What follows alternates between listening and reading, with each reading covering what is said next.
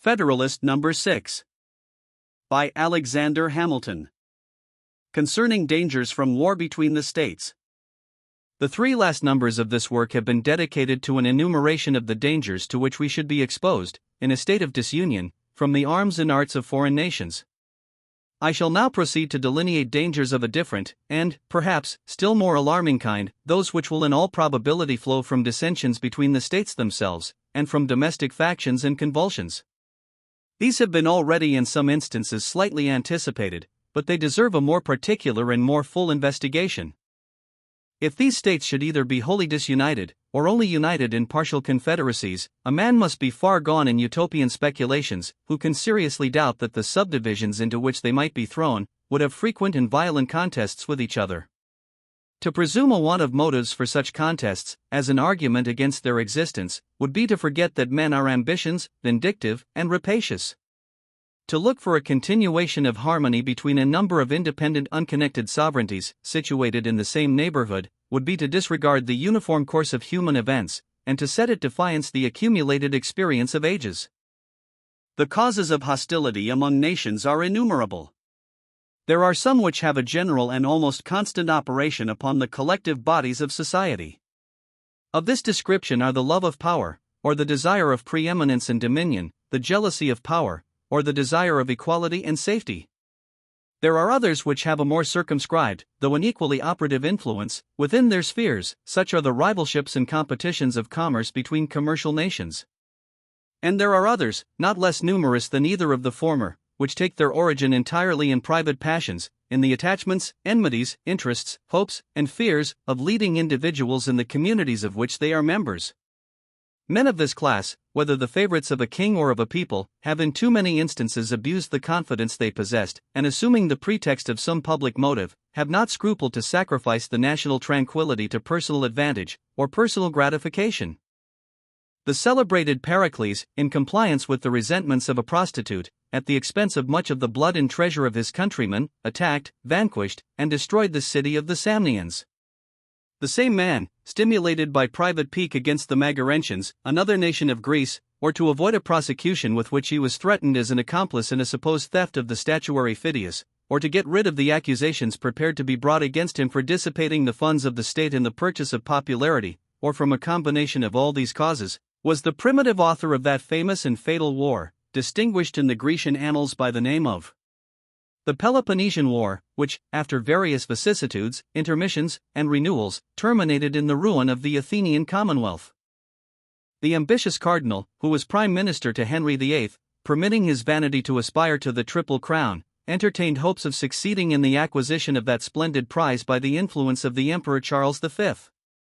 To secure the favor and interest of this enterprising and powerful monarch, he precipitated England into a war with France, contrary to the plainest dictates of policy, and at the hazard of the safety and independence, as well of the kingdom over which he presided by his counsels, as of Europe in general. For if there ever was a sovereign who bid fair to realize the project of universal monarchy, it was the Emperor Charles V, of whose intrigues Wolsey was at once the instrument and the dupe.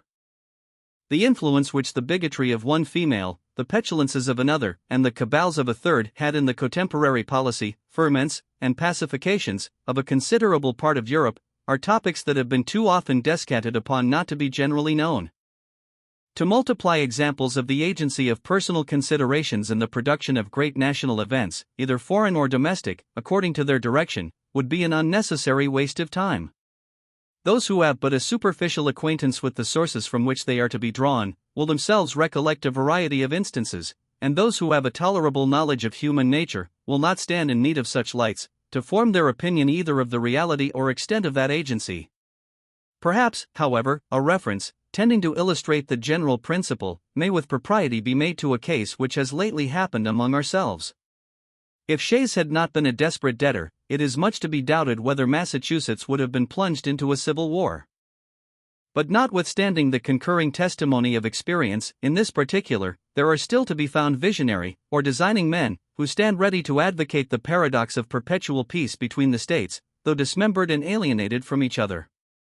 The genius of republics, say they, is pacific. The spirit of commerce has a tendency to soften the manners of men, and to extinguish those inflammable humors which have so often kindled into wars. Commercial republics, like ours, will never be disposed to waste themselves in ruinous contentions with each other. They will be governed by mutual interest, and will cultivate a spirit of mutual amity and concord. We may ask these projectors in politics, whether it is not the true interest of all nations to cultivate the same benevolent and philosophic spirit? If this be their true interest, have they in fact pursued it? Has it not, on the contrary, invariably been found, that momentary passions, and immediate interests, have a more active and imperious control over human conduct, than general or remote considerations of policy, utility, or justice? Have republics in practice been less addicted to war than monarchies? Are not the former administered by men as well as the latter? Are there not aversions, predilections, rivalships, and desires of unjust acquisition, that affect nations, as well as kings? Are not popular assemblies frequently subject to the impulses of rage, resentment, jealousy, avarice, and of other irregular and violent propensities? Is it not well known that their determinations are often governed by a few individuals in whom they place confidence, and that they are of course liable to be tinctured by the passions and views of those individuals? Has commerce hitherto done anything more than change the objects of war? Is not the love of wealth as domineering and enterprising a passion as that of power or glory? Have there not been as many wars founded upon commercial motives, since that has become the prevailing system of nations, as were before occasioned by the cupidity of territory or dominion? Has not the spirit of commerce, in many instances, administered new incentives to the appetite both for the one and for the other? Let experience, the least fallible guide of human opinions, be appealed to for an answer to these inquiries.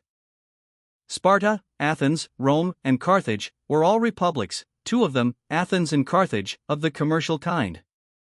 Yet were they as often engaged in wars, offensive and defensive, as the neighboring monarchies of the same times. Sparta was little better than a well-regulated camp, and Rome was never sated of carnage and conquest. Carthage, though a commercial republic, was the aggressor in the very war that ended in her destruction.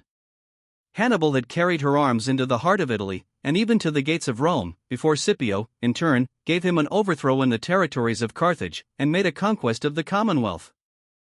Venice, in latter times, figured more than once in wars of ambition, till becoming an object of terror to the other Italian states, Pope Julius II found means to accomplish that formidable league, which gave a deadly blow to the power and pride of that haughty republic.